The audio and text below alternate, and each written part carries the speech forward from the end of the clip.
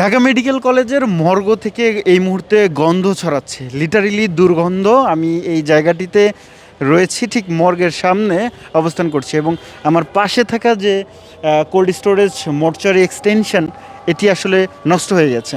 গত 2 জুন এটি নষ্ট হয়, আজকে 8 জুন, এখনও পর্যন্ত এটি ঠিক করা হয়নি। 40 জনের মরদেহ এই কোল্ড স্টোরেজে রাখা যায় বা মর্গ ফ্রিজে রাখা যায়, যার ফলে এই গত কয়েকদিন ধরে আসলে যেসব মরদেহগুলো এই ঢাকা মেডিকেল কলেজে আসছে, মর্গে আসছে, সেসব মরদেহ রাখা যাচ্ছে না।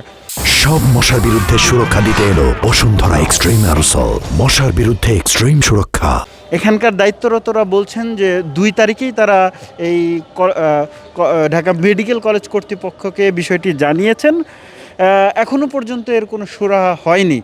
এখন পর্যন্ত যেসব মরদেহ আসছেন সেসব মরদেহ আসলে ফ্রিজে রাখা সম্ভব হচ্ছে না, কারণ ঢাকা মেডিকেল কলেজে একটি মাত্র মর্গ ফ্রিজ ছিল এবং যেটি সচল ছিল, যেখানে 40 জনের মরদেহ রাখা যেত।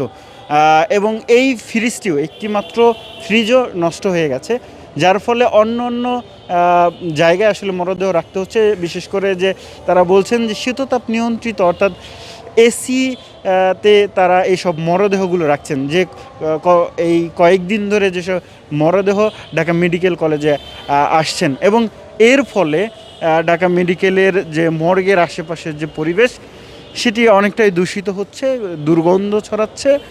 এবং এর সমস্যার সমাধান না হলে সামনের দিনগুলোতে আসলে কিভাবে তারা এই মর্গ পরিচালনা করবেন, সেটি নিয়েও কিন্তু এক ধরনের দুশ্চিন্তা শুরু হয়েছে।